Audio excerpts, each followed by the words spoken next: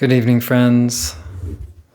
Reading passages from Avodat Hashem in her work. We're on page 103. The Baal HaSulam writes that we become aware of our desire to receive to the extent that we are trying to give. We become aware of our desire to receive to the extent that we are trying to give. Right? So the more that we're trying to be in the state of giving, which comes out of a state of union, a state of fullness, the more that we recognize the places where we're still trying to receive, it turns up the volume on the ways in which we're trying to receive for ourselves. Because the juxtaposition is so stark, as we are working to be givers, working to be in union with the divine, working to care deeply about others and to give to them, support them in their own healing and awakening, support them in their journeys and their spiritual paths, the more we recognize the ways in which we are trying to receive for ourselves. Meaning the more we recognize the sort of the opposite of the spiritual path, right? So the more we're dedicated to the spiritual path, the louder what is opposing and opposite to the spiritual path becomes revealed to us. The Baal HaSulam writes that spiritual practice done only out of habit loses its ability to bring benefit. Spiritual practice done only out of habit loses its ability to bring benefit, right? So this is the deep challenge within religion and spiritual practice. When you have a set of rules and guidelines, when you have a set of practices, the mitzvot, the commandments, for example, supposed to pray 3 times a day.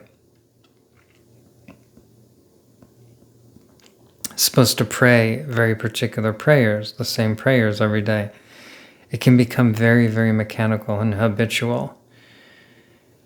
And there's no life in it. There's no light in it. There's no energy. It's just the vessel. It's the vessel without the light. So halakha, the way, the rules and the guidelines for Jewish practice, the halakha is the way, but the way is just a vessel. It's a vessel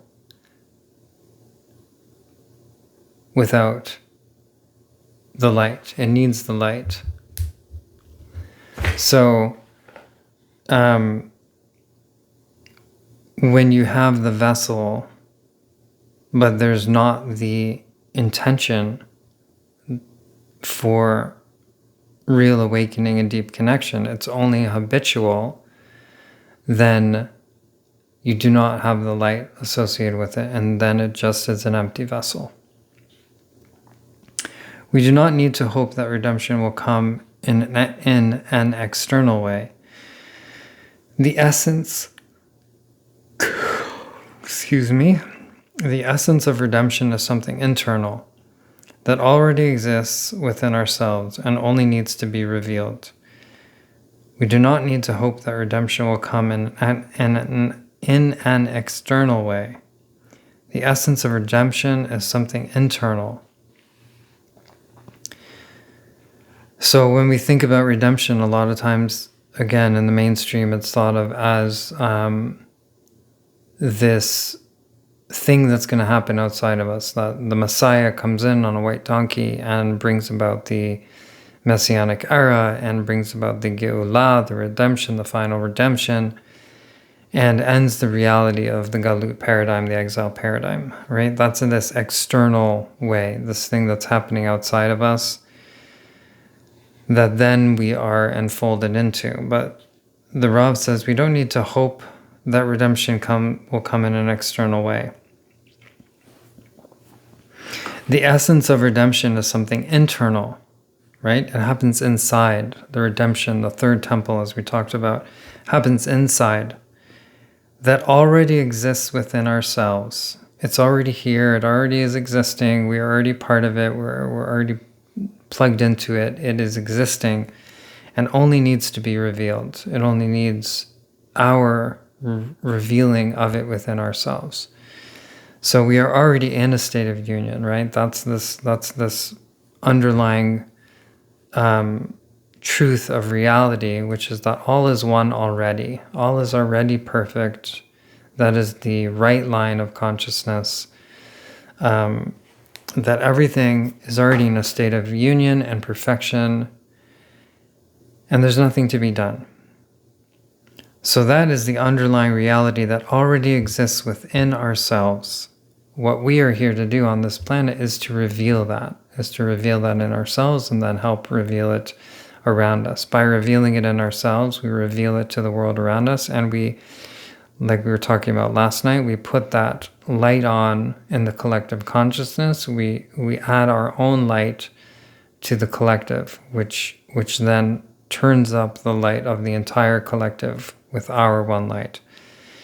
And through the continual revelation of each individual in their light, that adds to the collective consciousness, and that adds to the revelation of the divine and the unity which already exists within us in this moment forever. It's always here. We just need to reveal it. So stop hoping for it externally and start looking internally, as it's here and waiting for us to reveal it. Our main spiritual work is to reveal the aspects of giving and belief that are found within our hearts and to develop them. The ikar, the main spiritual work, is to reveal the aspects of giving and emunah, embodied faith. These are found within our hearts, and our main spiritual work is to develop them, right? The aspects of giving, which come from a fullness, the creator, and the creator's aspect is the aspect of giving, all giving because the creator lacks nothing, is then full without any lack, just light, love, pouring down unconditionally. This is the aspect of giving that comes from a fullness, that comes from unity consciousness. And the emunah is our path down here, our work to bring about that revelation and to become our true nature, the nature of giving. And just tagging back on to the last passage, that the left line, right, the light line is the perfection that exists within, and the left line is our work to reveal that. That is the purpose of this world, is our work to reveal that, which is the left line. And our main spiritual work is to reveal this aspect of giving, of the creator, of the love and the unity that exists within all, and the path of emunah, of embodied faith, that are both found within our hearts. These are aspects that are found within our hearts. Our hearts know the truth. Our hearts feel the truth. And our hearts long to be in union with the divine, to go home to the divine, and to bring that love to others, to love all of our brothers and sisters as aspects of creation, as extensions of the divine, the magic, the mystery that is here in existence, that we're all a part of each other. They're all so deeply connected. And our hearts so deeply long to be in that state of love, to develop that love as creation, as life, aware of itself as life, as creation, aware of itself as creation, and loving other creation for being here and being together, seeing our true selves, burning through the masks, burning through that which separates us, that which keeps us locked into separate self-consciousness.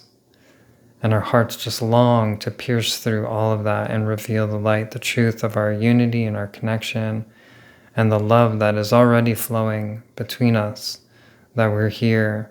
We're just here to reveal it and to live it and to love it and to embody it through the practice of Emunah, through believing and knowing, even when we don't feel it. That is the path of Emunah. So that's our practice. Our practice as Jews, our practice on the spiritual path. The state of giving involves giving up something. The state of giving involves giving up something, right? So when you're in the state of giving, you have to give up something. You have to give up the desire to receive for itself, the desire for self-satisfaction, self-gratification. You have to give up a sense of being separate, the separate sense of self. And again, for those who are watching new, that doesn't mean obliterating yourself. That doesn't mean dissolving into the oneness and then there's no separate self anymore. It means that the true uniqueness of each individual gets to shine in its full radiance. So this unique being remains a vessel that is unique and different from others within the unity. So it's a spiritual paradox, hard to wrap the brain around, but that's kind of the point. So we give up that which separates us. We give up the illusions, the matrix that we're living in. We give up the comforts that come with living in the matrix. Just as Neo did in the movie, all the comforts of eating the meat in the restaurant and drinking and women and sex and everything else. We give up that being central to our lives and we open up to the true purpose of creation, which is to be in divine service, which is the most fulfilling thing possible. Knowing the truth, being liberated from the falsity and the entrapments of the material reality. So that state of giving involves us giving up all of that and opening to the divine and the truth and the light and shining that into the world, making that our purpose. And just feeling and moving that and thinking and feeling about how if others were connected with us, and that was the true purpose of religion, rather than only sticking to traditions and beliefs and blind faith, and coming to really being here to serve the world by bringing about spiritual revelation, the revelation of unity, the true purpose of creation to all of humanity. When we speak about spiritual states of consciousness, even the most elevated state, even the most elevated levels, we are always speaking in relation to the desire to receive. Where there is no desire to receive, that is God. And we do not speak about God. We only speak in terms of our experience of God, as we have absolutely no comprehension at all of the essence of God. So this is a core teaching within Kabbalah and Judaism. We don't talk about God in God's pure form, because the essence of God we have absolutely no comprehension of whatsoever. It's completely beyond comprehension. The Creator, the Ein Sof, that which came before creation. There's no way our human brains can comprehend such a thing. So we only speak about spiritual states of consciousness and even the most elevated states of consciousness in relation to the desire to receive.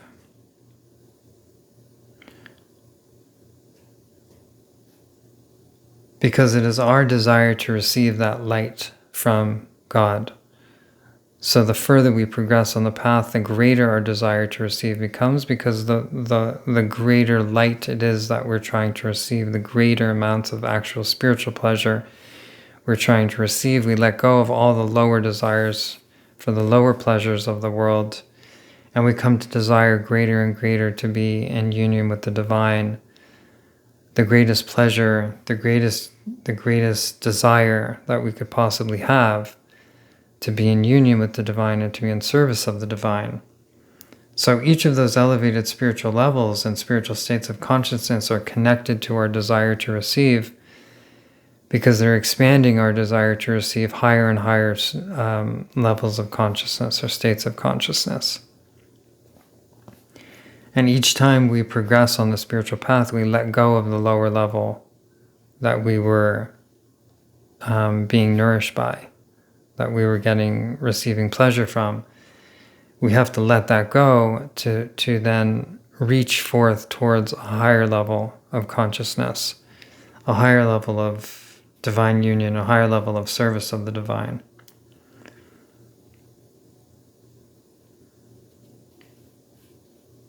So where there is no desire to receive, that is God. So even when we talk about being a giver and being in a place of union with spirit, there's always still some aspect of the desire to receive that is there. And the highest, as we've said before, the highest level of desire to receive is the desire to receive in order to give. The desire to receive union with the divine in order to give pleasure to the divine, meaning to fulfill the purpose of creation.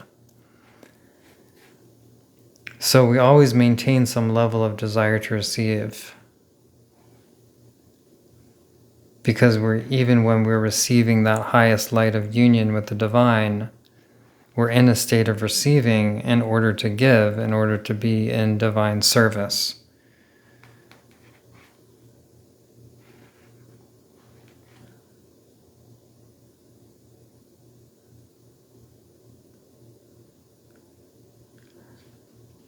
So where there is no desire to receive, that is God. That means that we would not exist if we came into a state of full lack of desire to receive. We wouldn't be existing anymore. In part because our bodies are always going to be in a state of desire to receive. The atoms want to move together. They want to move to stay together. So those are aspects of desire to receive that are in the mineral and in the physical form of matter. So it's interesting to think about that more, right? Because we're yearning to come into a state of union in which we feel full with the divine, right? But even when we come into a state of fullness with the divine, as long as there's any one human being who is still not in union with the divine, not in the full manifestation of the unique self in this world, there's a part of us that is still left undone. There's a part of us that still has divine work to do. And I imagine even if all of humanity, then maybe our consciousness would spread to beings on other planets and other unfinished union or union in potential in the cosmos. So I think this is pointing to that we're never become God. We never become God in that state of all givingness. That's not possible in the human form. It's not possible for our brains to comprehend the essence of God. We're always in some way in a desire to receive, even in that state of full union. Okay, have a wonderful night.